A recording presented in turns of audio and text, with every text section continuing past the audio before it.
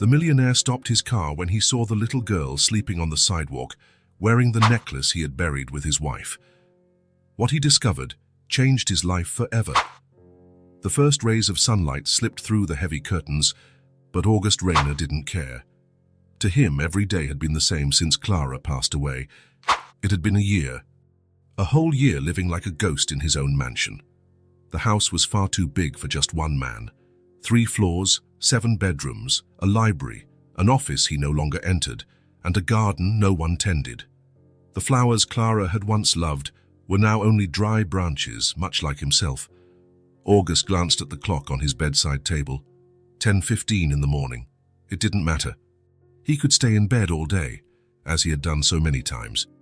At 40 years old, the once successful businessman who appeared on the covers of business magazines was now just a shadow, hiding among marble walls and drawn curtains. "Good morning, Mr. Rayner," said Martha, the housekeeper, knocking lightly on the door. "I've brought your breakfast. Just leave it outside." "Thank you," he replied, not in the mood to see anyone.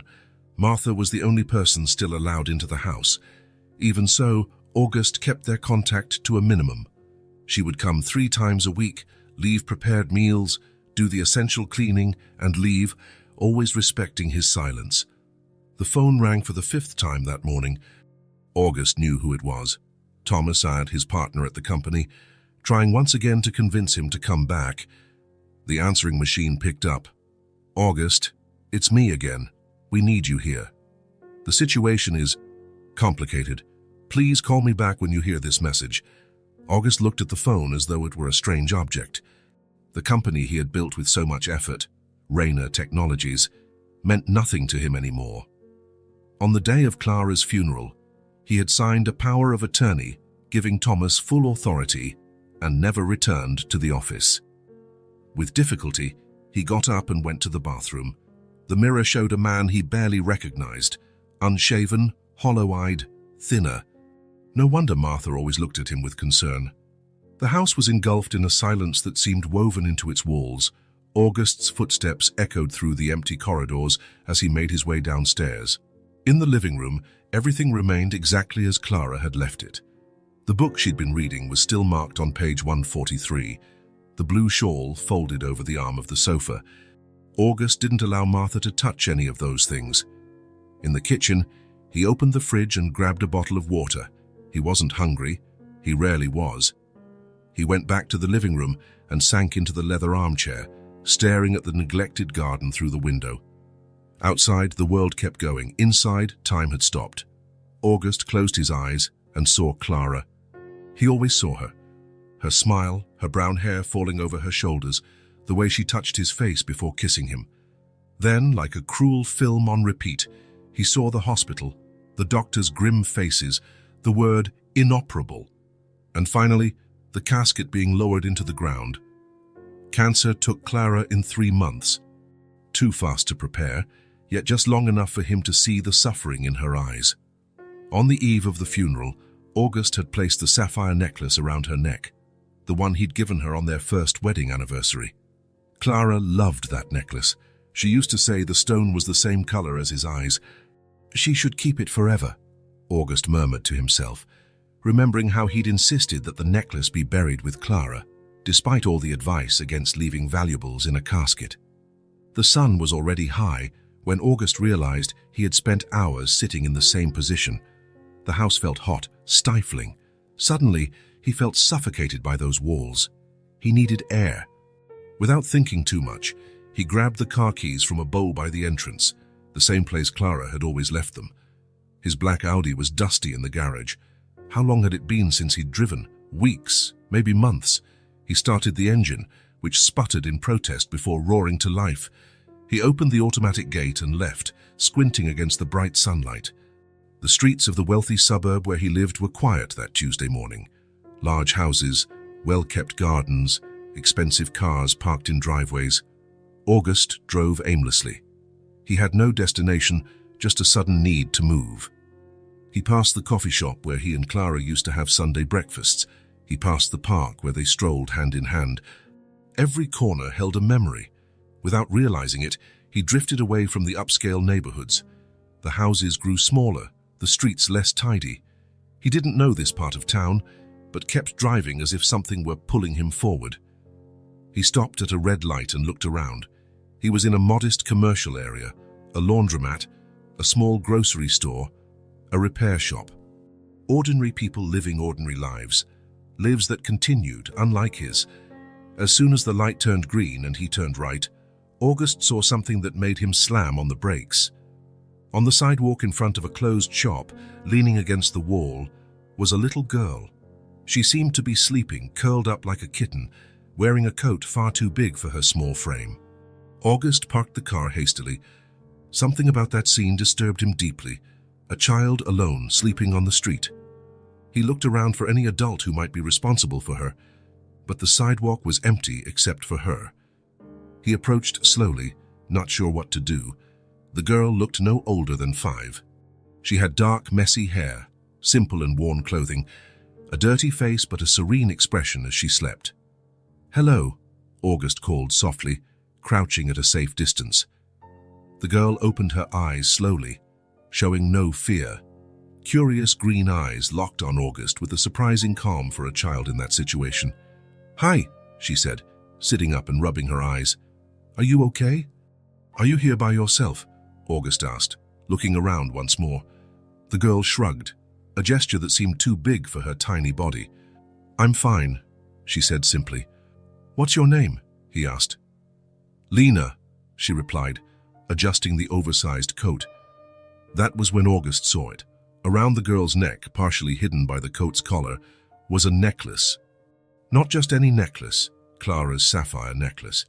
The same unique piece he had placed on his wife before the burial. The world seemed to spin around him. It was impossible. That necklace had been buried with Clara. How could this girl possibly have it? "That necklace," August began, his voice trembling. "Where did you get it?" Lena looked down, touching the little blue sapphire. "I found it in the trash, a long time ago. It's pretty, isn't it?"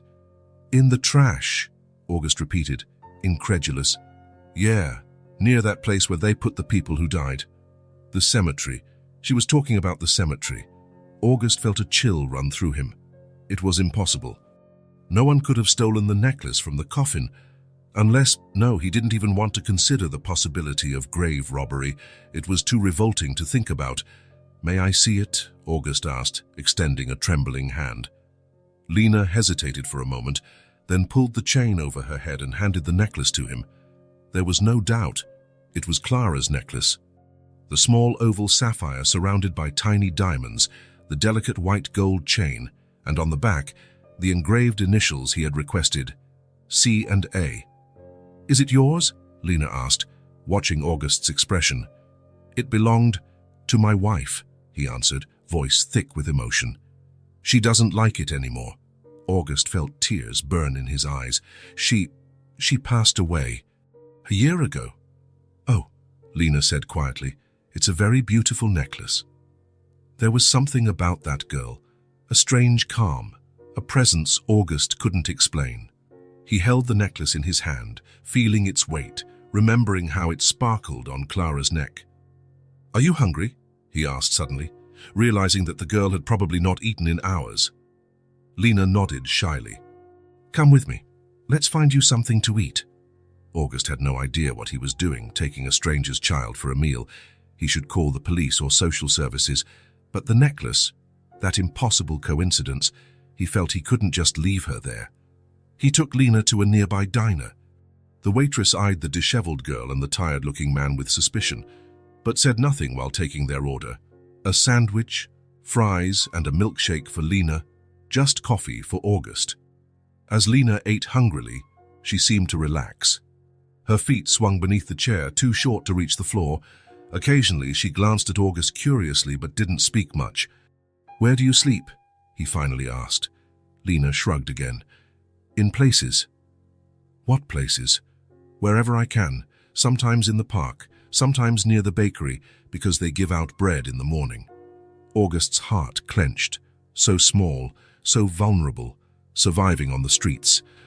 "Doesn't anyone take care of you?" Lena lowered her head, tracing patterns on the condensation of her milkshake glass. "Not anymore." August took a deep breath. He didn't need to know more right then. The full story would come in time if necessary. What mattered was that this child was alone, abandoned, sleeping on the streets. "Lena," he said, hardly thinking it through, "would you like to come to my house just until we find a safe place for you?" Her eyes lit up for a moment, but then she looked cautious. "Is your house big?" "Yes, it's quite big." "Are there other grown-ups there?" "No, just me. And Martha, who comes to clean." Lena seemed to consider the offer with a seriousness no 5-year-old should have. "Okay," she finally said, "but can I keep the necklace? It's the only pretty thing I have." August looked at the necklace in his hand. It was the last physical gift he had from Clara. For a year he had lived bound to the past, to memories, to pain. And now this little person had appeared out of nowhere, with Clara's necklace, like some sign he couldn't understand. "Yes," he replied, returning the necklace to her.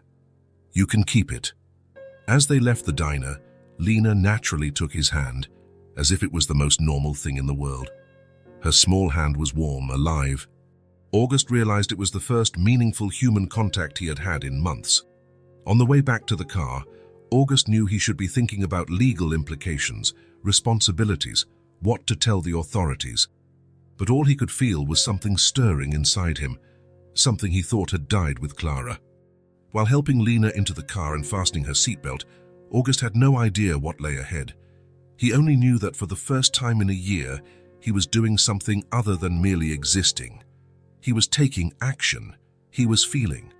And when Lena smiled at him, a tired but genuine smile, August Rayner felt a spark of life in his frozen chest. The empty house would now have a new presence. And maybe, just maybe, the silence would begin to break. The mansion's gate opened automatically as August's Audi approached. Lena, sitting in the passenger seat with the seatbelt pulled tight around her small body, stared out the window wide-eyed. The driveway was long and lined with old trees, whose dancing shadows moved across the asphalt as the late afternoon sun began to set.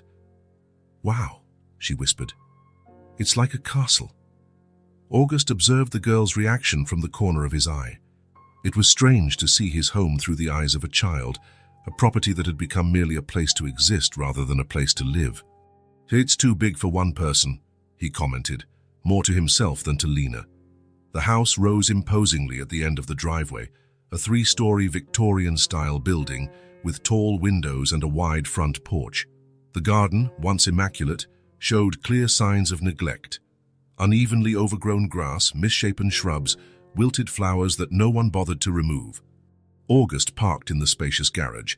Throughout the drive, his mind had oscillated between disbelief at what he was doing and a strange sense of peace. He had brought an unknown child home, a 5-year-old girl he'd found sleeping on the sidewalk, wearing Clara's necklace. "Let's go in," he said, helping Lena out of the car. She took his hand again, as though she had done it hundreds of times. Her small steps followed August's, her eyes taking in everything with silent curiosity. The sapphire necklace gleamed softly against her skin whenever the light hit it.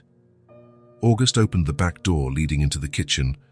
Lena entered timidly, her eyes scanning every detail.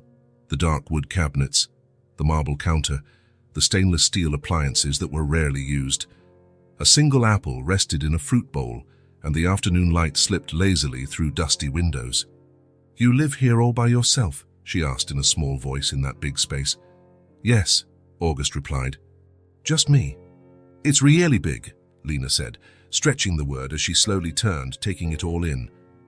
"Martha comes 3 times a week to clean and leave food," August explained, noticing that the kitchen, though spotless, had the sterile air of a rarely used space. "But she doesn't live here." "Who's Martha?" "She's the housekeeper." "She's worked for me for a long time." Lena nodded as though that made perfect sense. Her small fingers touched the marble counter, leaving temporary prints that disappeared soon after.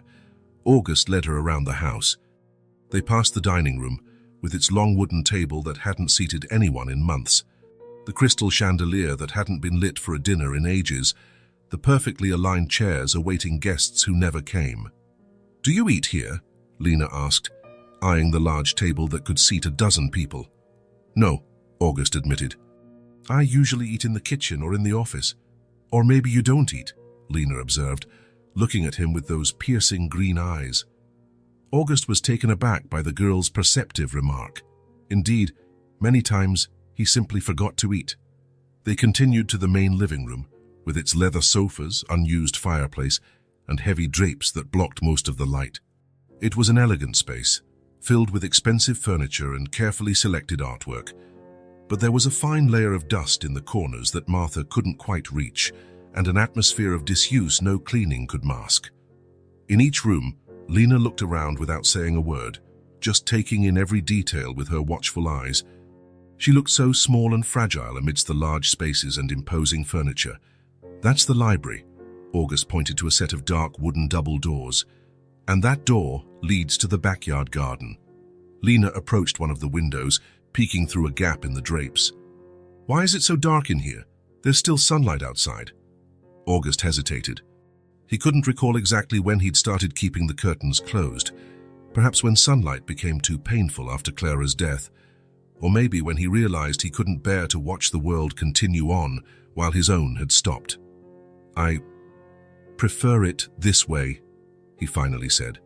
When they reached the main hall, with the staircase leading to the second floor, Lena stopped and let go of August's hand.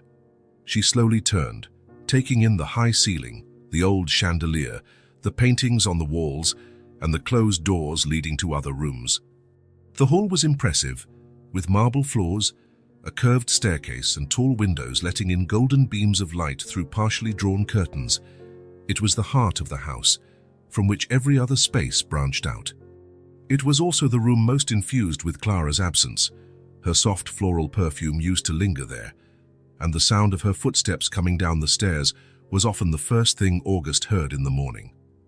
Lena finished her silent inspection and then, with a child's blunt honesty, said, "This house feels sad."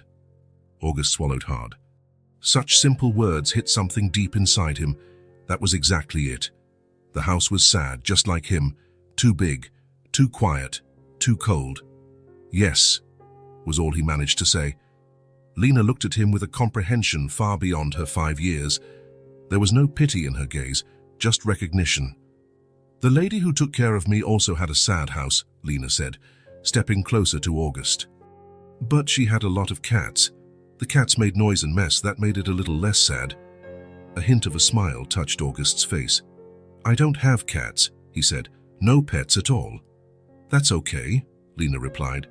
"I guess no one stays sad forever, right?" August didn't know how to respond. For a year, he'd lived exactly that. A permanent sadness, a pain that never eased, a grief that filled every inch of the house and his existence. The idea that his sadness might not last forever seemed too distant, too impossible. "Do you want to eat something else?" he asked, changing the subject. "Or maybe take a bath?" "A bath," Lena decided, looking down at her dirty hands. "It's been a while since I had a real bath."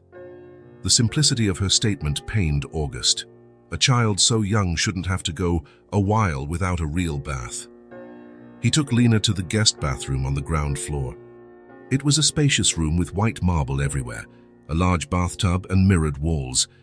Plush white towels sat perfectly folded on glass shelves, and expensive bath products, never used, waited in elegant little bottles. "Wow," Lena said, smiling for the first time since they'd arrived. "Looks like a princess's bathroom." "I'll run the bath for you," August said, suddenly aware that he had no idea how to care for a small child. What was the correct water temperature? How much soap should he use? Would she need help? He aimed for a middle ground, warm water, not too hot or cold, and placed fresh towels within reach. He found a lavender-scented soap that seemed gentler than the others and set it on the tub's edge. "Can you bathe by yourself?" he asked, feeling awkward and uncertain. "Sure," she answered, as if it were the most obvious question in the world. "I'm 5, I'm not a baby." There was something both sad and admirable about this forced independence in one so young. "Right," August said with a slight smile. "I'll find some clothes for you. Yours are quite dirty." He left Lena in the bathroom and headed to what had once been Clara's bedroom. He paused at the door, taking a deep breath before turning the handle. It was the first time in months he had entered the room. Everything was just as she'd left it. Creams on the dresser, books on the bedside table, the faint trace of her perfume still lingering. The air was still, as though time had frozen in that particular space. August could almost see Clara sitting on the edge of the bed, brushing her hair as she did each night before sleeping. With a tight feeling in his chest, August opened the closet. His hands trembled slightly as he searched among Clara's clothes for something that might fit Lena, even if just for now. He found a light blue cotton t-shirt that might work as a dress for the girl. He held the fabric to his face for a moment, hoping to catch Clara's scent, but only detected the gentle fragrance of the fabric softener Martha used. Even that was fading over time. When he returned to the bathroom, he knocked on the door. "Lena, I brought you something to wear. You can come in." Lena was wrapped in a large towel, looking even smaller. Her dark hair was wet and combed, and her freshly washed face revealed freckles on her nose that August hadn't noticed before. Without the layer of dirt, she looked even more vulnerable and young. "This is all I have for now," he said, handing her the t-shirt. "Tomorrow we can buy some clothes for you." "Thank you," she replied, taking the garment carefully. "I can dress myself." August nodded and stepped back into the hallway. As he waited, the reality of the situation began to weigh on him. What was he doing? He'd brought an abandoned child home without notifying anyone, without going through official channels. He should call social services or the police. Yet something inside him resisted. The appearance of this girl wearing Clara's necklace felt too important to dismiss. The door opened and Lena came out. Clara's t-shirt turned dress fell to her knees, the shoulders drooped, but she seemed pleased. "It's soft," she said, running her hand over the fabric. "And it smells good." August swallowed hard, wondering if Lena could also detect any lingering trace of Clara's perfume. "It's a bit big," he observed. "That's okay. I like big clothes. Gives me room to grow." The practical simplicity of her remark made August smile slightly. He walked beside her back to the living room. The sun was beginning to set, making the house even darker with the curtains closed. August turned on a few lights, but the space still felt gloomy. "You must be tired," he said. "We can set up a bedroom for you tomorrow, but for tonight, the sofa will have to do."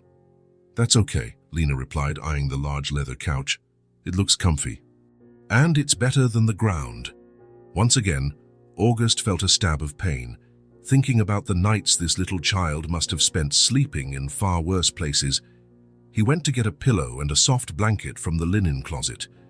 As he arranged them on the sofa for Lena, he realized he didn't know what else to do. Should he read her a story? Ask if she'd brushed her teeth? What were the protocols for a 5-year-old? "Would you like some water or anything before sleeping?" he asked, feeling awkward. "No, thanks," Lena said, climbing onto the couch and sitting cross-legged. "Can I ask you something?" "Sure." "What happened to your wife?" The direct question caught August off guard. For a moment, he felt the familiar pain rising in his chest, the feeling of not being able to breathe whenever he talked about Clara. "She got sick," he said simply, sitting in an armchair near the sofa. "It was cancer. The doctors tried, but—" His voice faltered. "My mom died too," Lena said, surprising him with her calm for someone so young. "It's been over a year. It was just the two of us." The simplicity with which she spoke of her loss hit August deeply. This small child had faced a pain similar to his own. "I'm sorry," he said. "She got really sick," Lena continued, fiddling with the edge of the blanket. "In the hospital, she gave me a kiss and told me everything would be okay. But then she never woke up." The soft lamp in the living room cast gentle shadows on Lena's face, highlighting her delicate features. There were no tears in her eyes as she spoke of her mother. Perhaps she had already cried all she could. "And then," he asked softly, "then I went to live with the cat lady. She was nice, but she got too old and had to go to a place for older people. She couldn't take me with her." Lena shrugged, that adult gesture on a child's frame. "So I was left alone." August felt a knot tighten in his throat.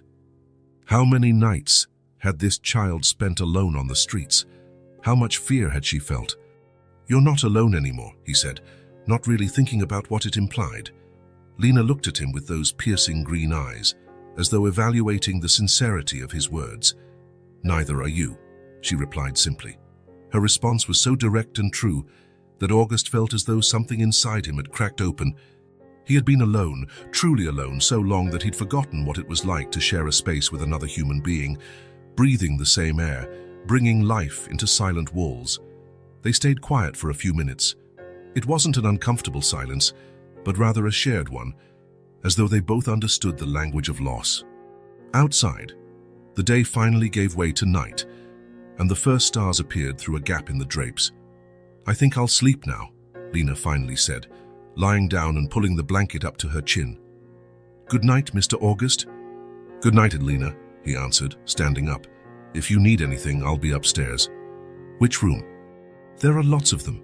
The second door to the right after the stairs." Lena nodded, memorizing the information. "Okay, but I won't need anything. I'm a good sleeper." August smiled genuinely for the first time that day. A good sleeper, then.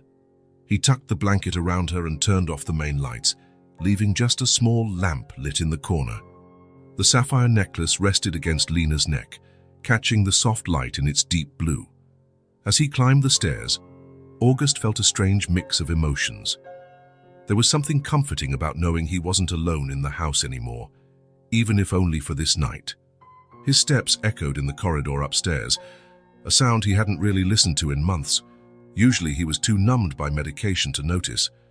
In his bedroom, August sat on the edge of the bed, looking at the pill bottle on his bedside table. The small, innocent-looking white pills had been his constant companions for a year. For 12 months, he hadn't slept without them. Natural sleep had become a stranger, and only sedatives brought him dreamless rest. No memories, no Clara. But tonight, things felt different. It wasn't just Lena's presence, it was what she represented. A child who, like him, carried a huge loss, but somehow kept going. A little girl who slept on park benches and could still smile and say, "You can't stay sad forever." August picked up the bottle, feeling its familiar weight in his hand. He turned it slowly, hearing the soft rattle of pills inside. Then, in a decisive gesture, he put it back on the table without opening it. Tonight, he would try to sleep without chemical help. He lay down and switched off the light. In the dark, his thoughts spun around the day's events, the inexplicable urge to drive, finding Lena, the necklace that should have been buried with Clara. There was something about this chain of events that felt significant, as though the universe was trying to tell him something. Then Lena's simple words echoed in his mind. "This house feels sad." It was true. The house was as steeped in mourning as he was. Every room, every object, every shadow bore Clara's absence. For a year, he had turned the mansion into a mausoleum, a place where time didn't move and joy couldn't enter. Now on the living room sofa downstairs, there was a little girl who, despite her own grief, talked about not staying sad forever. A child who had lost as much as he had, yet still found room for hope. August shifted on the bed, seeking a comfortable position. His body, accustomed to sedatives, protested the attempt at natural sleep, but his mind was oddly calm. Downstairs, Lena slept, a child who lost her mother just as he had lost his wife, two broken souls under the same roof. There was something both poetic and sad about that, and maybe, just maybe, a faint note of hope, like the first notes of a long-forgotten song. August didn't know when sleep finally claimed him, but for the first time in a year, he dozed off without medication. And as darkness enveloped him, there were no nightmares, just a deep, dreamless rest. Down in the living room, Lena slept curled in the blanket, the sapphire necklace glowing softly against her neck. Her face was serene, as though she, despite her few years and many hardships, knew she was exactly where she needed to be. Two grieving souls, separated by a single flaw, united by a similar loss, slept in a house that felt sad. But maybe, just maybe, the sadness wouldn't last forever. The third day at the Rayner mansion began with a ray of sunlight piercing the living room curtains. Lena woke up early, rubbing her eyes as she adjusted on the couch that had served as her bed for the past few days. Silence still dominated the house, but it was different now. Not a silence of abandonment, but of rest. The little girl carefully folded the blanket she'd been using and placed it atop the pillow. Her bare feet made almost no sound on the cold floor as she walked around the living room, noticing details she could now see more clearly in the morning light. Everything looked so grey. The light-colored walls, the dark furniture, the heavy drapes, all in subdued, lifeless tones.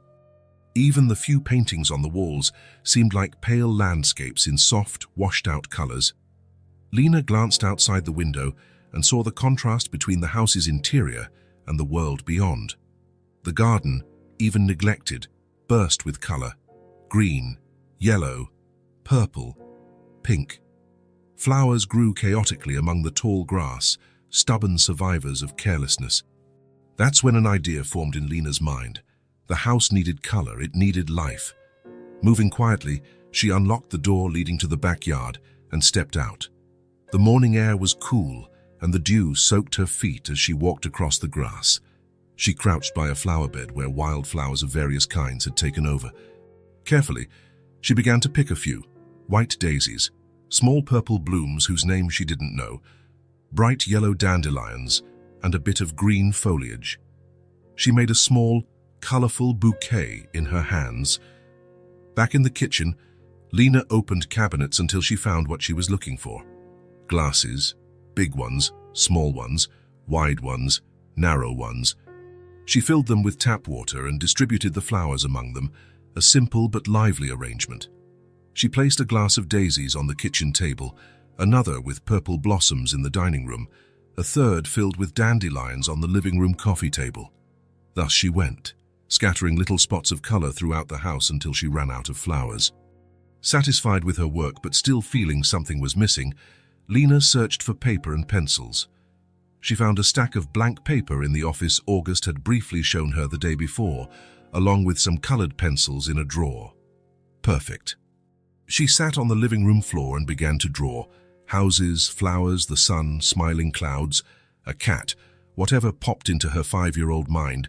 Each drawing was an explosion of color and simple shapes, a pure expression of childish joy. When she finished, she looked at her work, 10 bright drawings, ready to bring life to the drab house. August woke up later than he intended. Without the pills, his body seemed to be making up for nights of restless sleep with extra hours of rest. For a moment, he felt disoriented. Something was different, something he couldn't quite identify. Then he remembered Lena. The girl was downstairs, sleeping on the couch. The little girl with Clara's necklace. He got up quickly, worried that she might have woken up scared in a strange place. He got dressed and hurried downstairs, still running his fingers through his hair. "Lena?" he called upon reaching the bottom of the staircase. "I'm here," answered a small voice coming from the living room. August headed in and stopped at the doorway, surprised by what he saw. Lena sat on the floor, surrounded by colorful drawings. But that wasn't the only difference. The entire living room looked transformed. There were flowers in glasses everywhere, little wildflower arrangements that added vibrant pops of color to the once monotonous space. The curtains were partly open, letting morning light dance on the furniture. And at the center of it all was a 5-year-old girl, smiling as she held up a picture. "Good morning," Lena said. "I did some things while you were sleeping." August looked around, taking in the changes. Instead of the irritation he would have expected, he used to feel agitated whenever Martha suggested any alterations. He felt something else, something like relief. "I see you've been busy," he commented, stepping closer. The house needed color, Lena explained with a child's simplicity, so it wouldn't be so gray. August picked up one of the drawings from the floor. It showed a colorful house under a smiling sun. In another time, he might have found it too childish for his elegant living room. Now it seemed exactly what the room needed. "Can I put them on the walls?" Lena asked, pointing at her drawings. "I promise not to use anything that will damage them." August hesitated briefly. Clara had always been very particular about the walls, preferring properly framed artwork. Yet, for some reason, Lena's idea of taping her drawings to the mansion's walls didn't bother him as it once might have. "That's fine," he agreed. "We can use tape. I have some in the office drawer." Lena's eyes lit up. Really? I can, for real.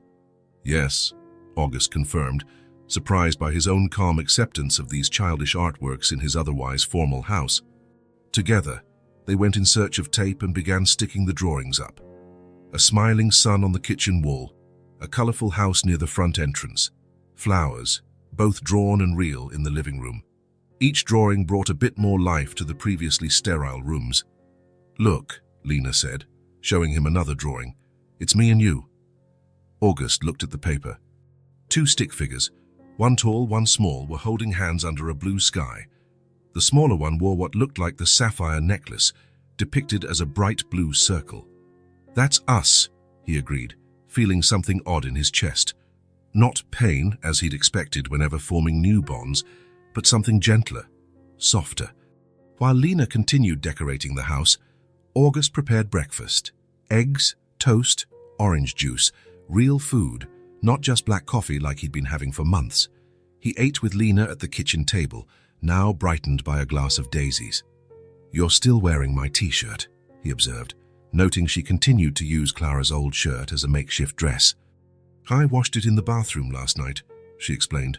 "With soap. It's not perfect, but at least it doesn't smell bad." August smiled. "We'll get you new clothes today." "Can I choose them?" "Of course." After breakfast, while August washed the dishes, Lena resumed her mission of transforming the house. She found some cushions in a storage closet and began placing them around the living room floor, creating little cozy areas among the formal furniture. "What are you doing?" August asked, as he watched her drag a large cushion toward the center of the living room.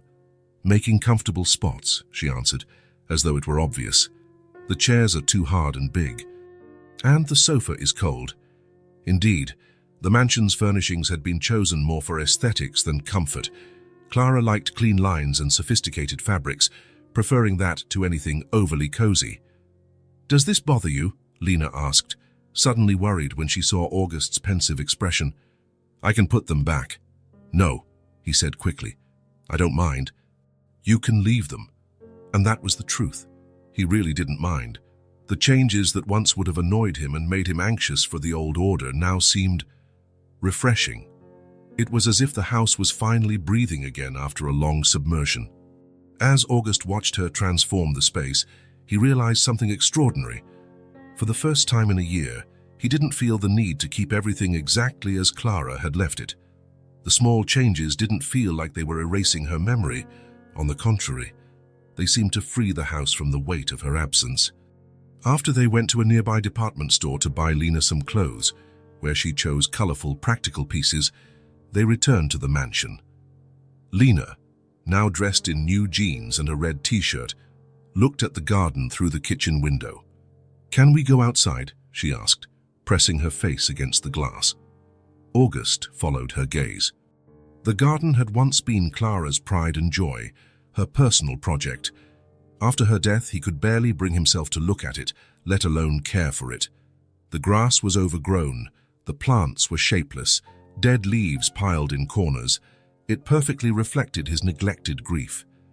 "It's really messy," he said, hesitating. "We can fix it," Lena suggested, her eyes bright with enthusiasm. "I know how to work with plants. The cat lady taught me." August thought for a moment. Yes, the garden needed it. And oddly, caring for it didn't feel like a betrayal to Clara's memory. Rather, it felt like honoring it. "All right," he agreed.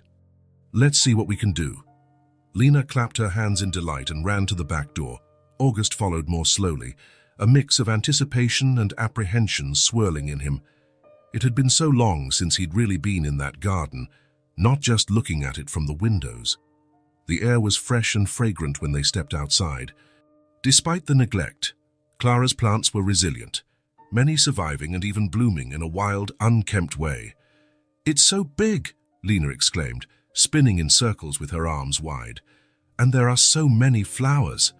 August viewed the space through her eyes and saw not the abandonment that tormented him, but the wild beauty that had arisen. Climbing roses on the fences, lavender growing in scraggly clumps, and tiny wildflowers thriving among the larger plants. "My wife loved flowers," he said, words coming easier than expected. This was her favorite place. Lena stopped spinning and looked at him, listening intently. "Did she plant all these?" she asked. "Most of them," August replied. "She spent hours here. She said the flowers talked to her." Instead of finding that strange, Lena smiled. "They really do talk," she said seriously, "just not with words." August felt a pressure in his chest. Not painful, but a sense of recognition. That was exactly the sort of thing Clara would say. "What should we do first?" he asked, surprised by his own willingness. Lena looked around, considering. "We can clear away dead leaves and pull out the weeds. Then we water everything." August found garden tools in the small shed at the back of the yard, all covered in dust, untouched for a year. There were pruning shears, gloves, rakes, and shovels of various sizes. He chose some for Lena and went back to where she waited. "Have you used garden tools before?" he asked, offering her a small trowel. "Yes," she replied, gripping it confidently. "At the cat lady's house, I helped with the plants. She let me dig holes." They started working side by side. Lena focused on one flower bed, clearing dead leaves and weeds with her determined little hands. August tackled the overgrown grass and the edges of the beds, surprised how the motions came back to him. He had helped Clara in this very garden many times. The sun rose higher, and soon both of them were sweaty and covered in dirt. But there was something deeply satisfying about the physical labor, about seeing the visible transformation taking place under their efforts. "Look what I found!" Lena exclaimed after a while, pointing to a small bed she'd uncovered under a layer of dead leaves. "There are little buds coming up."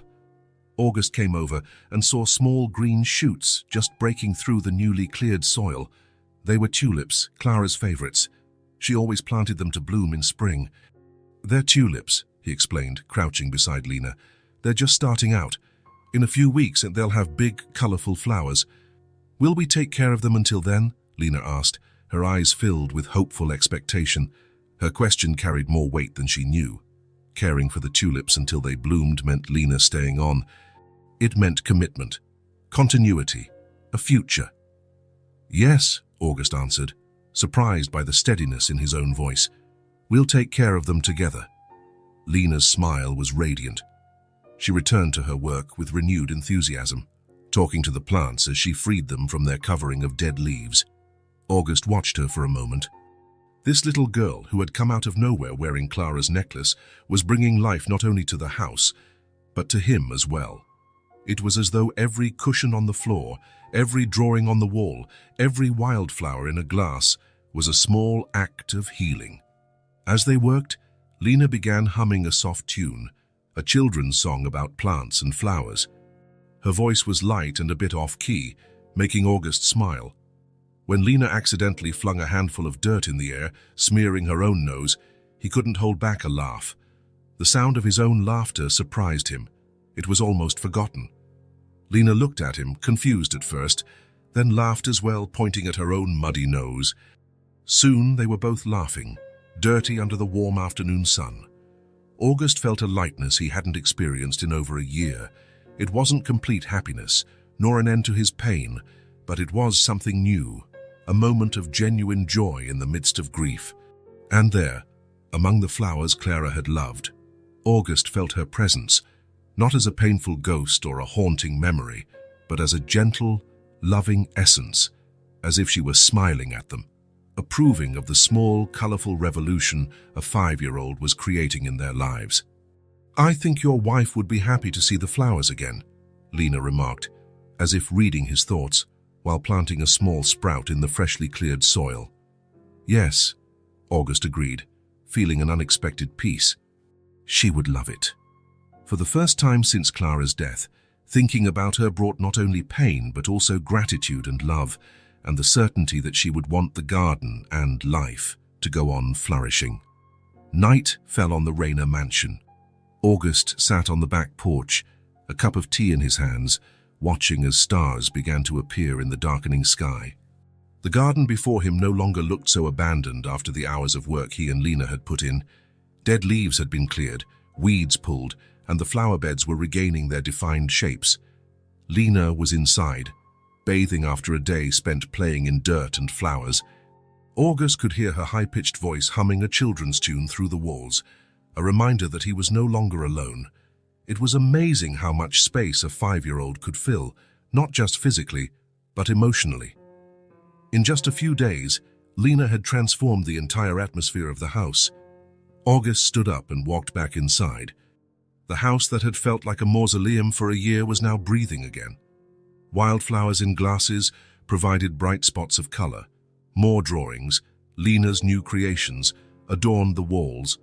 Colorful cushions lay scattered on the floor. It was a new life for the once sterile space. The curtains were no longer completely shut. Lena had opened them, letting light flood in during the day. Houses need to breathe, she had explained with a child's simple wisdom.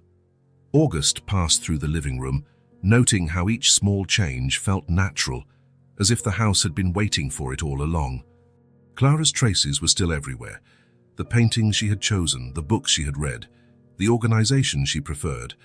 But now they blended with the renewed energy Lena had brought. "How is this happening?" he murmured to himself, lightly touching one of Lena's colorful drawings taped to the wall. A week ago, the idea of changing anything in his house would have made him anxious and angry. Any alteration felt like a betrayal of Clara's memory, as though moving a cushion meant erasing her a bit more from the world. But now, strangely, these changes felt like they honored her memory rather than erasing it. The sound of the shower stopped, and soon Lena appeared in the hallway wearing new pajamas. They had bought some along with her new clothes. "All done," she announced, her hair still damp. "I got all the dirt out from under my nails. Look." She held out her small hands for August to inspect, an innocent, trusting gesture that made his chest tighten. "Very good," he praised, examining her now clean fingers. "You must be tired after all that work in the garden." "A little," Lena admitted, yawning. "But it was fun. Can we keep going tomorrow?" "Of course." August watched as she headed to the couch, which was still serving as her bed. Lena had grown fond of that spot, arranging her few belongings around it, drawings, colored pencils, and a small teddy bear they had bought along with her clothes. Seeing her prepare for another night on the sofa, August made a decision. "Lena," he called, "would you like your own bedroom?" Her eyes went wide, sparkling with surprise and hope. "A real bedroom?" "For me?" "Yes," August confirmed. "We have plenty of spare rooms here. I think you deserve your own space and not just a couch." "Can I pick which one?" she asked, already bouncing with excitement. August smiled. "Let's check out our options." They walked upstairs together, Lena holding his hand tightly. On the second floor there were 4 bedrooms besides the master suite where August slept. One had been Clara's bedroom, untouched since her death. Another was an occasional guest room. 2 had been converted into offices, one for August and one for Clara, who had worked as a book editor. August opened the door to Clara's office. It was a spacious room with a large window overlooking the backyard. The walls were painted a soft shade of blue, the only room in the house not in neutral tones. A sleek desk, bookshelves, and a reading chair composed the furniture. Manuscripts were still piled up, pens still organized in holders, sticky notes with Clara's delicate handwriting still stuck on surfaces. "This used to be my wife's office," August explained. "She worked here." Lena stepped in shyly, looking around in curiosity. "There are so many books," she noted, eyeing the filled shelves. "Clara loved reading," August said. "She also helped make books. She was an editor." "What's an editor?" "Someone who helps writers turn their stories into real books." Lena nodded, taking it in. She ran her fingers over the desk, the spines of the lower shelf books, the soft fabric of the chair. "It's a pretty room," she concluded. August observed her every reaction, waiting to feel guilt or reluctance about repurposing Clara's office. Surprisingly, he felt none. Instead, it felt right. This space, full of stories and imagination, seemed perfect for a creative child like Lena. "Would you like this to be your bedroom?" he asked. Lena looked at him, seriousness in her gaze. "Are you sure?" "It was your wife's." Her genuine concern touched August deeply. Here was a little girl who needed a home, yet she worried about his feelings. "I'm sure," he said firmly. "Clara would have loved seeing this room filled with life again." Lena's smile was like sunrise. Then yes, I'd really like it. We'll need to make some changes, August said, looking around. Take out the desk, bring in a bed. Can we keep the books? Lena asked, eyeing the shelves hopefully. Of course. Do you like books? I love stories, she confirmed. The cat lady used to read to me every night. They planned together how the room would look. August fetched some paper and pencil, and Lena drew her vision. A bed by the window, the bookshelves remaining, a space on the floor to play, and plenty of color. We'll start fixing it up tomorrow, August promised when they finished planning. For now, you might have to use the sofa one more night. That's fine, Lena agreed easily. I'm used to it. After tucking Lena in on the sofa and reading her a bedtime story, one of Clara's childhood favorites he found on the shelves, August headed upstairs to his own room. Instead of going straight to bed, he stopped by the window overlooking the quiet street. That little girl is making me live again, he whispered to the glass, seeing his reflection overlapped with the distant city lights. It was true. For the first time in a year, August felt genuinely present, not just existing, but living, making plans, thinking of the future.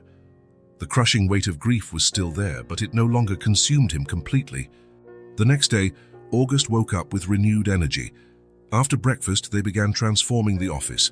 First, they emptied the room, taking out the desk and other items that wouldn't be needed in a child's room. August carefully packed Clara's manuscripts and personal objects, not disposing of them, but giving them a new place. Lena helped as much as she could, carrying small objects and giving directions on how she wanted things arranged. Her excitement was contagious, and soon August was fully immersed in the task. A trip to a furniture store led to the purchase of a single bed with a colorful headboard, a small chest for toys and a star-shaped lamp. Lena chose a purple floral bedspread, along with a set of throw pillows, carefully selected from dozens of options. Isn't this too much? August asked as their cart began to fill. A bedroom has to be cozy, Lena declared confidently. It needs soft things. Who was he to argue with such wisdom? By the end of the day, the room was transformed. The new bed stood under the window, covered with the purple spread and assorted colorful pillows. The bookshelves remained, now with space on the lower shelves for Lena's few belongings. A soft rug covered part of the wooden floor, creating a cozy area to play. The star-shaped lamp cast a gentle glow when turned on. Lena taped her drawings to the walls, completing the transformation. What had once been a formal, elegant space was now cheerful, welcoming, and perfect for a 5-year-old. What do you think? August asked, standing at the door while Lena spun in the middle of the room, taking it all in. Now this room is happy, she declared, smiling so brightly it lit up her entire face. August felt something both strange and familiar in his chest, a warmth, a sense of fullness, a certainty. It was like a door had opened inside him, one that had been locked for too long. Looking at Lena, so small and yet so brave, August felt like a father. He didn't put it into words, not even in his own mind, but the feeling was there. Protective, loving, committed. A bond not of blood but formed naturally, like the wildflowers finding their way through stones in the garden. This little person now depended on him. And surprisingly, he depended on her too, to remind him how to live, how to feel, how to look forward rather than remain stuck in the past. August wasn't forgetting Clara. He was transforming his pain into something new, something alive. And in doing so, he was transforming himself. Days in the Rayner mansion settled into a new routine. Mornings began with breakfast together in the now sunny kitchen. August no longer kept the drapes closed. Then they would spend time in the garden, have lunch, and rest or play indoors. Sometimes they ventured out into the city, exploring places Lena had never seen. It was a Thursday afternoon, 3 weeks after Lena's arrival. The sky had been cloudy all day, and a light rain started falling shortly after lunch, preventing them from working in the yard. August was in his office, handling some paperwork. After years of absence, he was finally beginning to take interest in his company again. Lena, meanwhile, explored the house. She already knew every inch of the first floor, but the second still held some mysteries. August had explained that some doors stayed closed because they were filled with Clara's memories, which were still difficult for him. Lena respected those limits with a maturity beyond her years. That afternoon, however, her curiosity led her to August's office. The door was ajar, and she saw him focused on the scattered papers on his desk. "Can I come in?" she asked, tapping gently on the door. August looked up, surprised, then smiled. "Of course. I'm just reviewing a few contracts." "What's a contract?" Lena asked, stepping inside and eyeing the papers curiously. "They're written agreements between people," he explained. "They say what each person should do." "Sounds boring," Lena said with childlike frankness. August chuckled. "Sometimes it is, but it's important." Lena nodded, accepting his explanation. She started exploring the office, checking out the items on the shelves, the books, and the small sculptures that decorated the room. It was a more masculine, sober space than the rest of the house, with dark wood and leather accents. "What's this?" she asked, pointing to an ornate globe. "It's the world," he said. "All the countries and oceans." "Do we live here?" Lena randomly spun the globe and pointed to a spot. "No, that's Australia. We're here." August turned the globe again, showing her the correct location. Lena continued exploring until she reached a wall of framed items, mostly diplomas, awards, and photos of August at corporate events. But down in one corner was a different photo. It was a picture of Clara. She stood in a garden, likely the very one Lena helped revive, wearing a light dress, her brown hair shining in the sun. Her smile was radiant, brimming with life. Around her neck, glowing against her fair skin, was the sapphire necklace. Lena froze, staring intently at the photo. Instinctively, her hand went to her own neck, where the same necklace now hung. August noticed her sudden silence and followed her gaze, seeing which photo held her attention so completely. The familiar tightness rose in his chest, but it wasn't the same sharp pain as before. It was more like a blend of longing and gratitude. "That's her, right?" Lena whispered, eyes never leaving the photo. "Your wife?" "Yes," August said, standing and walking to where Lena stood. "That's Clara." "She was really pretty," Lena commented. "And she looked happy." "She was both," August agreed, looking at the image of the woman he loved. It felt strange how he could now look at Clara's photo without feeling suffocated by pain. Sadness remained, but there was also room for good memories. Lena pointed to the necklace in the picture. "She's wearing my necklace." "It was hers," August gently corrected. Lena kept her eyes on the photo while her hand remained on the sapphire at her own neck. "It was hers," she repeated, more as a confirmation than a question. "Yes." "It was her favorite," August said, remembering the day he'd given it to Clara. How her eyes had lit up the moment she opened the box, how she insisted on wearing it that very same day. Lena fell quiet for a moment, pensive. Then, with a seriousness that contrasted with her childish face, she said, "I think she brought me here." August looked at Lena, startled by her words. She was still holding the necklace between her fingers, her gaze shifting between the photo and the pendant. "What do you mean?" he asked, curious about the child's thoughts. "I can't explain it," Lena said, furrowing her brow. "But I think she wanted me to find you. That's why the necklace ended up with me." It was a simple, almost superstitious idea, but Lena spoke with unwavering conviction. August didn't respond verbally. He wasn't sure what to say.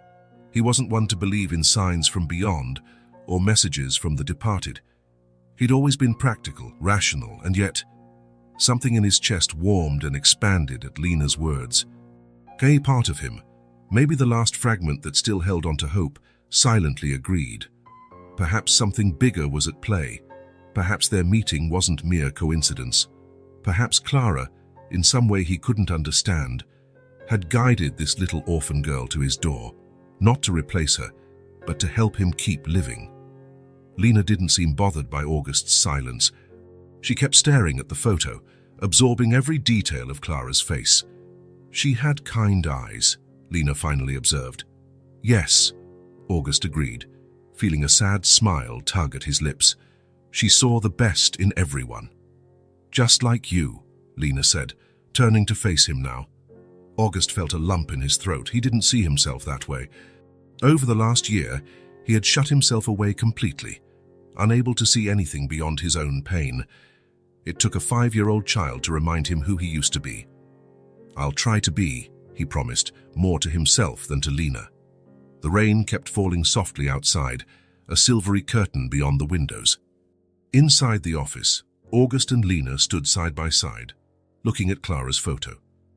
An unlikely family, brought together by a sapphire necklace and the memory of a woman they both loved, each in their own way. And in his heart, August felt something new unfolding, not certainty but possibility. A possibility that maybe, just maybe, Clara had found a way to take care of him, even after she was gone. Fall was deepening outside. Golden leaves drifted slowly into the garden. Inside the Rayner mansion, the heaters kept the rooms warm. Lena sat on the living room rug, surrounded by books she had brought down from her new bedroom. In recent weeks, a new nightly routine had emerged. Before bed every evening, August read Lena a story. They started with simple fairy tales, but Lena soon showed interest in more complex narratives. Her capacity for understanding amazed August. She asked insightful questions and remembered details most adults would miss. On this Saturday afternoon, August stood by the living room door, watching Lena carefully turn pages, studying the illustrations. There was something deeply moving about seeing that small figure so utterly absorbed by the world of stories. "Did you find anything interesting?" he finally asked, entering the room. Lena glanced up, her green eyes shining with excitement. "There's one with dragons, and another about a girl who goes to a magical place." August smiled, sitting on a nearby sofa. "Which one do you want me to read tonight?" "This one." Lena held up a brightly illustrated book. It was a story about a girl who discovers a secret garden, one of Clara's childhood favorites. August took the book, running his fingers gently over the cover. "A good choice. This one is special." Lena nodded, pleased with his approval. Then she grabbed a notebook and pencil from the coffee table. August watched curiously as she opened the notebook to a blank page and placed the book beside it. With her brow furrowed in concentration, Lena began making pencil strokes on the paper. Her small fingers gripped the pencil too tightly, and her tongue stuck out slightly in the corner of her mouth, a sign of intense effort he'd noticed before.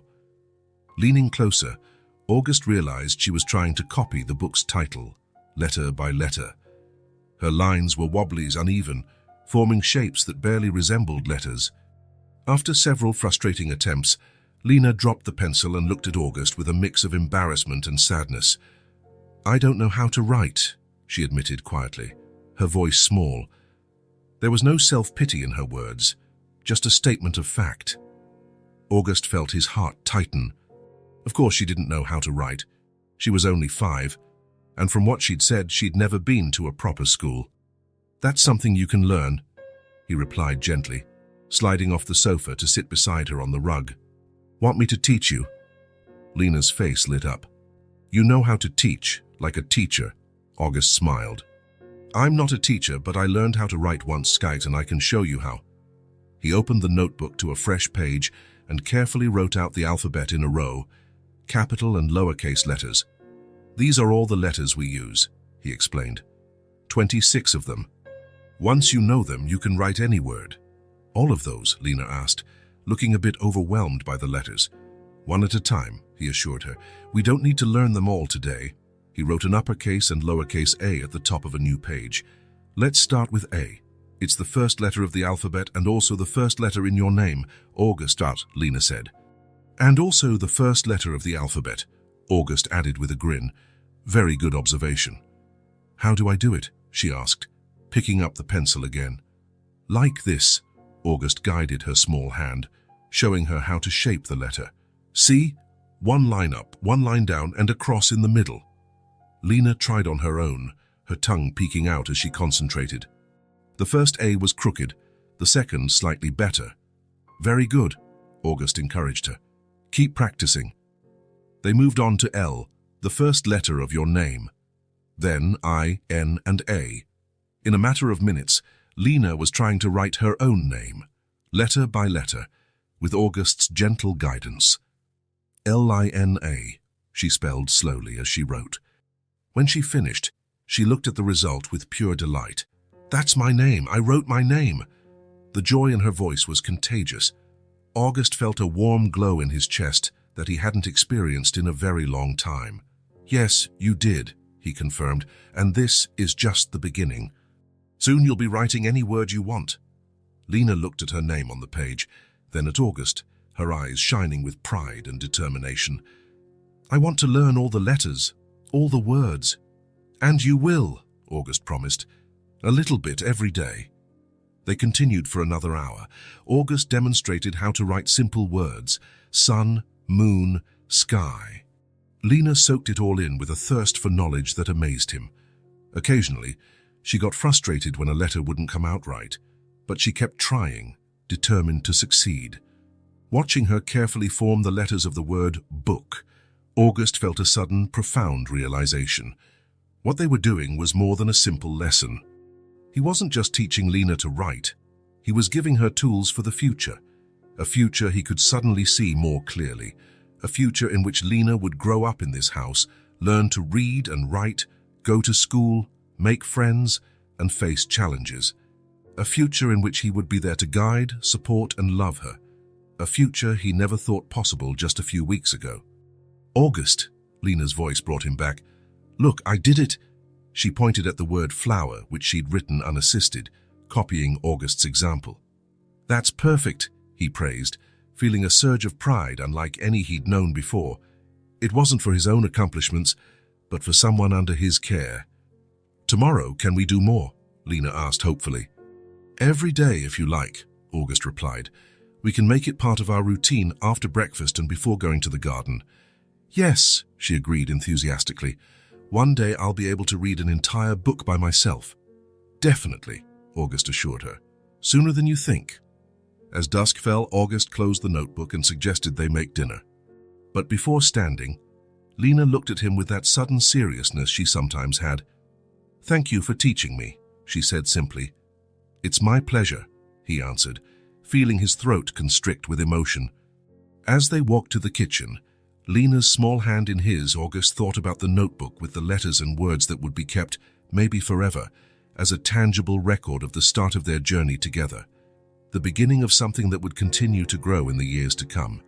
He was building a future. A future that, in some way, Clara seemed to have helped create, even if she was no longer there. And instead of pain, that thought brought a strange peace. Letter by letter, word by word, day by day, they would build that future together. Days turned into weeks, and weeks into nearly 2 months since Lena had entered August's life. The mansion, once quiet and lifeless, now echoed with the sound of light footsteps and a child's laughter. The writing lessons progressed.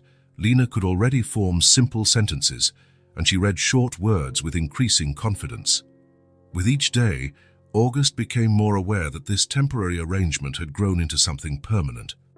Lena was no longer just a visitor.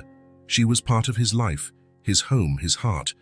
The thought of ever separating from her felt impossible now. That realization led him to an important decision: to formalize Lena's custody. One Thursday morning, while Lena was outside in the garden with Martha, the housekeeper who now came every day and had developed a special fondness for the girl, August sat in his office to tackle the necessary paperwork. The family lawyer had prepared the preliminary adoption documents.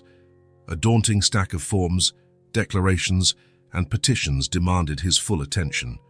August started filling them out meticulously, occasionally glancing out the window at Lena playing among the flowers. While working on the documents, he realized he needed updated financial details.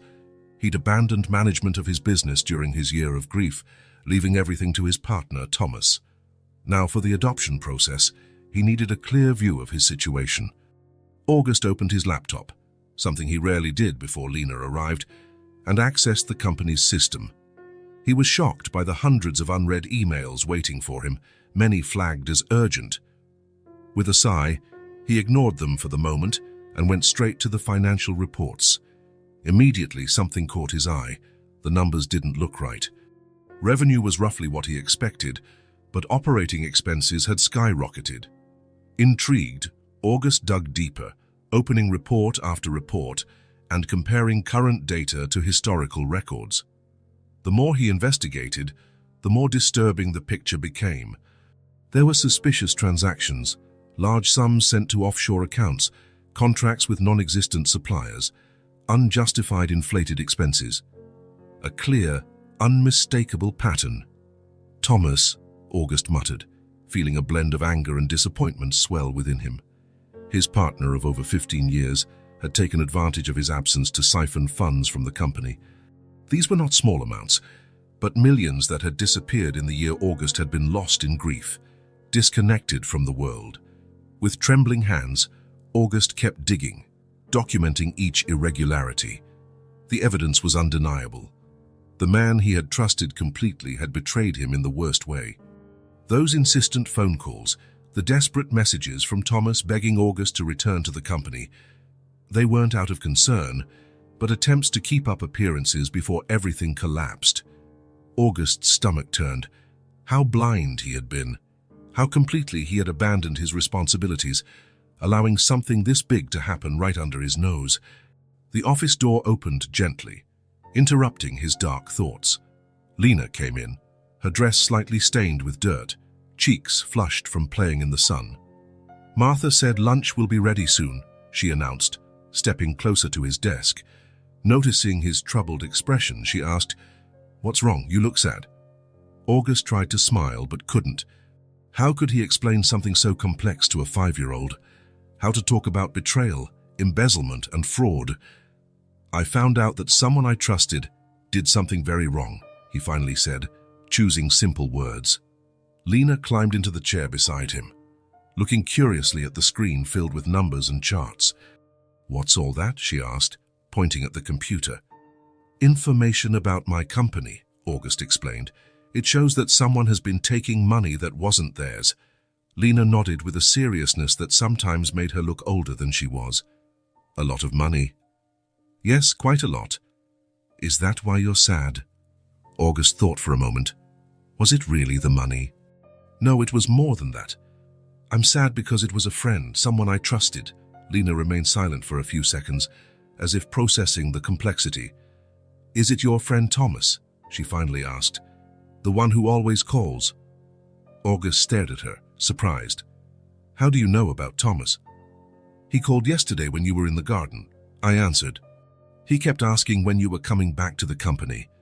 The innocence with which she related this contrasted sharply with the severity of the situation. August felt a surge of protectiveness. He didn't want Lena to have any interaction with someone like Thomas. "Yes, it's him," August confirmed. Then, looking at the child beside him and the adoption papers on the desk, he felt a sudden clarity.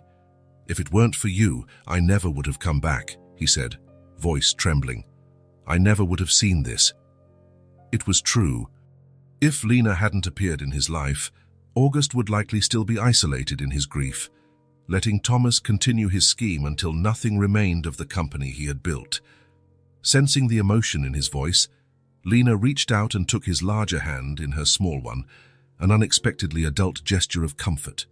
"But now you're here," she said simply. "And you've seen it." Her plain words struck August like a revelation. Yes, he was here, no longer hiding, no longer avoiding life. He was present, aware, capable of acting, all because a little girl had gently pulled him back into the land of the living. "You're right," he agreed, squeezing her hand gently. "I'm here now." He glanced at the files on the computer and the adoption documents on the desk. He wouldn't let Thomas destroy everything he'd built, not when he now had an even more important reason to fight. "I'll have to fix this," he said, more to himself than to Lena. "Are you going to fight with your friend?" she asked, concerned. "Not exactly fight," August clarified. "But I need to make him return the money and answer for what he's done, and I'll have to go back to managing the company." "Does that mean you'll leave home a lot?" Lena's real worry shone through in her voice. August smiled, moved by her concern. "Sometimes, yes, but not like before. I'll find a balance. You'll always be my priority." Lena seemed reassured by that. "Can I go with you sometimes?" "Absolutely. You can see my office. It has an incredible view of the city." Her eyes lit up. "Can I draw there?" "Of course." In that moment, with Lena by his side, August felt a determination he hadn't experienced in years. He would reclaim control of the company, not just to save the business he had built, but for a deeper purpose. His decisions and actions now affected not only himself, but also the little person who had become the center of his world. He would do it for her, to guarantee her future, to set an example of integrity and responsibility, and he would do it for himself, because he deserved to reclaim that part of his identity, because he was capable, because he was alive. "Shall we have lunch?" Lena suggested, hopping off the chair. "Let's," August agreed, saving his files and closing the laptop. The company's problems could wait a few hours. Right now, it was time to be present for his new family. Following Lena out of the office, August felt a growing certainty. The truth, painful as it was, had been a gift, a necessary awakening, a call to action, and he was ready to answer it. In the months that followed, profound changes came to the Rayner mansion. Winter gave way to spring, and new traditions bloomed between August and Lena. What had started as an unexpected encounter became something permanent, defined not only by legal papers, but also by daily rituals weaving together the fabric of a true family. Sundays were filled with the smell of fresh pancakes in the kitchen. August rose earlier on these days, carefully preparing the batter, flour, eggs, milk, a pinch of cinnamon. When Lena came downstairs in her pajamas, hair messy with sleep, she found the table set with bright napkins, a pitcher of freshly squeezed orange juice, and an array of pancake toppings, honey, fresh fruit, melted chocolate. "Good morning, sleepyhead," August would say, deftly flipping a pancake in the frying pan. Lena would climb onto her chair, eyes shining with anticipation. "I already made 3 drawings before coming down," she often announced, as though she'd been up for hours, even if it had been mere minutes. These Sunday mornings became sacred. No phones answered, no emails checked. Just August and Lena talking about everything and nothing, planning their day, inventing stories while enjoying hot pancakes. On Tuesdays, after Lena returned from her new preschool, they gathered fresh flowers from the now flourishing garden. Together, they created simple arrangements for each room in the house, a ritual Lena had begun spontaneously in those first days and which became a tradition. "Flowers make the house happy," she explained, carefully placing some daisies into a cup on the kitchen table. Every night, without fail, there was story time before bed. August would sit on the edge of Lena's bed, book in hand, reading with different voices for each character to her delight. As Lena's reading skills improved, she sometimes read simple paragraphs herself, slowly pronouncing each word, with August helping when needed. "Just one more page," Lena would often plead, even as her eyes grew heavy with sleep. "Only one more," August always agreed, unable to refuse those pleading green eyes. Routines brought security.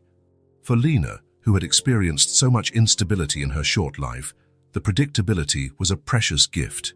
For August, it was an anchor to keep him present and engaged in life in a way he never thought possible after losing Clara. The mansion, once so silent it felt like a tomb, now had its own rhythm, its own music. The sound of small footsteps running down halls, laughter echoing off walls, dinner conversations, Lena's little voice singing in the bath. The house breathed again. One Thursday night, 4 months after Lena's arrival, something special happened. They were in the kitchen, preparing dinner together, an activity August found surprisingly enjoyable. Lena's job was to wash the tomatoes for the salad, standing on a stool to reach the sink. "Don't drop them," August warned, watching her as he chopped the other vegetables. "I know, Dad," she replied casually, focused on her task. "I'm being careful." The word hung in the air, Dad, spoken so naturally, without hesitation, as if it had always been so. August froze, knife suspended. A wave of emotion rose in his chest, choking his throat. It was the first time Lena had called him that. Noticing the sudden silence, Lena turned to look at him. "What's wrong?" she asked, worried. "Did I do something bad?" August swallowed the lump in his throat and smiled. "No, you didn't do anything wrong. It's just that you called me Dad." "Oh," Lena said, as if just realizing it. Then, with childlike directness, she asked, "You don't like it?" "I love hearing it," August said, setting the knife aside and stepping closer to her. I love it very much. Lena's face lit up with a broad smile. Then I'll say it all the time. And so it was. After that night, Dad became the most frequent word on Lena's lips. She used it as if August had always been her father, as if it were the most natural thing in the world. The adoption process was moving slowly as expected. August had hired top lawyers, prepared all necessary documents, and endured countless interviews and evaluations. The embezzlement case involving Thomas somewhat complicated matters. Investigations were underway, lawsuits being prepared. But most employees welcomed August's return to leadership, and everyone around him was impressed by how he balanced his new responsibilities with fatherhood. Finally, on a sunny fall morning, the long-awaited phone call arrived. August picked up in his home office while Lena was drawing on a small table beside him, as she often did when he had to work from home. Mr. Rayner, I'm pleased to inform you that the judge approved the adoption. The certificate will be ready for you to pick up tomorrow morning. August thanked the caller and hung up, remaining still for a moment to absorb the news. It was official. After nearly 7 months, Lena was legally his daughter, Lena Rayner. What is it, Dad? Lena asked, noticing his emotional expression. August turned to her, a wide smile spreading across his face. Lena, the judge approved our adoption. You're officially my daughter now. Legally, your name is Lena Rayner. Lena dropped her crayons and ran to him, throwing her arms around him with such force that he nearly toppled out of his chair. I'm really a Rayner? She asked, her eyes shining with joy. Really? August affirmed, hugging her tightly. Forever. After a long embrace, August gently pulled back to look at her. I think we need to celebrate, he announced. How about going someplace special today? Where? Lena asked, excitement shining in her eyes. Have you heard of the amusement park by the lake? It has a giant Ferris wheel, carousels, a roller coaster. Lena's eyes went wide. I've never been to a park like that. Can we really go? Of course we can. In fact, I think we should go right now. What do you say? The joy on Lena's face was all the answer he needed. 2 hours later, August parked in the amusement park's large lot. Hand in hand, they walked toward the colorful gates, where cheerful music played and people screamed with excitement on the rides. Lena hopped with excitement as they walked. Wearing a bright yellow dress and white sneakers, her dark hair in 2 braids, she looked like the embodiment of childlike joy. It's so big, she exclaimed once they were inside, spinning around to take it all in. Where do we start? August grinned, infected by her enthusiasm. Wherever you'd like. This is your special day. Lena's eyes were immediately drawn to the enormous Ferris wheel towering against the blue sky. Can we go on that? The Ferris wheel? Sure we can. Still hand in hand, they made their way there. In line, Lena couldn't stop bouncing on her toes with excitement. Have you ridden one of these before? She asked. A few times, August said, but never with you. So it'll be like the first time for me, too. When they finally boarded one of the cabins, Lena squeezed August's hand tightly as the ride began. Are you scared? He asked gently. Just a little, she admitted, watching the ground drop away as they rose higher. But it's the good kind of scared. August understood exactly what she meant. The good fear, the one that comes with anticipating something wonderful. The fear that is part of the adventure, not an obstacle to it. As their cabin climbed, the view opened up before them. The sparkling lake in the distance, the city stretching out on the horizon, the people below shrinking to miniature figures. Dad, look how small everything looks, Lena exclaimed, her initial fear forgotten as she pressed her face to the glass. We're on top of the world, August said, pulling out his phone. Let's take a picture to remember this day. Lena positioned herself beside him, both grinning as August extended his arm for the selfie. Behind them, the blue sky and the tiny city. In front, 2 radiant faces, a new family celebrating their first official day. The rest of the afternoon was a whirlwind of fun. Lena insisted on trying nearly every ride appropriate for her age. They spun on carousels, laughed in the spinning teacups, got soaked on the splash ride, and ate cotton candy until their tongues turned blue. When the sun began to set, They sat on a bench to rest, each holding an ice cream cone. "This is the best day of my life," Lena declared solemnly, her face smeared with chocolate ice cream. August smiled, gently wiping her chin with a napkin. "Mine too."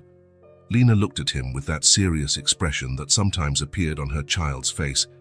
"Am I really your daughter now? For real?" "You always were," August replied sincerely. "The papers just made it official, what we already knew in our hearts." Satisfied, Lena returned to her rapidly melting ice cream. "Can we come back here on my birthday?" "We can come back any time," August promised, "and we can discover new places too. The world is full of wonderful things for us to explore together." On the drive home, Lena fell asleep in the back seat, exhausted by all the excitement. August drove in silence, occasionally glancing in the rearview mirror at his sleeping daughter. His daughter. Finally and officially. It felt as if life had given them not just a new beginning, but a new childhood. For Lena, the chance to grow up with safety, love, and stability. For August, the chance to rediscover the world through her eyes, to find joy in the simplest things, to learn how to live again. In the weeks following the finalization of the adoption, August devoted himself to a special project. The bedroom Lena had been using, the one that used to be Clara's office, was fine, but August wanted to give her something more. A brand new space designed just for her, filled with color and joy. While Lena was at school, August worked with decorators, choosing every detail carefully. They painted the walls a gentle aqua hue and added a floral decal to one wall. Floral patterned curtains let in light while swaying in the breeze. A new bed shaped like a little house, complete with a soft canopy. Bookshelves for stories and toys. A small desk for drawing and homework, and a cozy reading chair. A ceiling lamp that projected stars when lit, plus a table lamp shaped like a moon. Every detail was chosen with Lena's preferences in mind: flowers, color, stories, light. It was a room fit for a princess, without being over the top, cozy, practical, perfect for an active, curious 5-year-old. On the day it was finished, August picked Lena up from school early. "I have a surprise for you at home," he said as he drove. "What kind of surprise?" she asked, trying to pry more information from him. "If I tell you, it won't be a surprise anymore, right?" When they arrived, August asked Lena to close her eyes and guided her up the stairs to the door of the new room. "Okay, you can open them now," he said. Lena's eyes opened wide in astonishment. She stood still for a few seconds, taking in every detail of the transformed room. Then, letting out a little squeal of delight, she ran inside and spinning to see it all.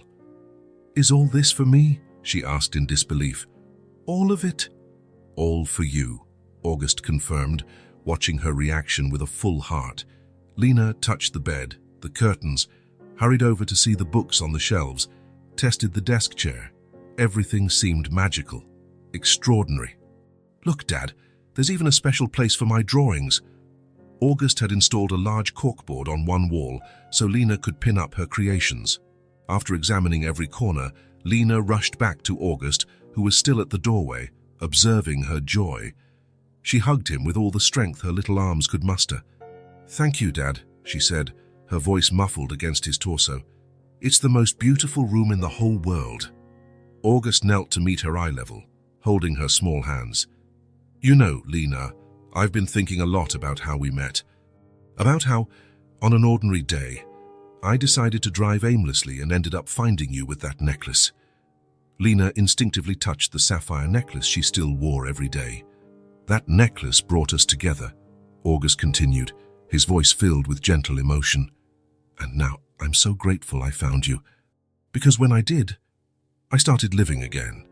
Lena's bright green eyes filled with tears she didn't fully understand, but she understood the most important part, that she was loved, that she belonged, that she had a home.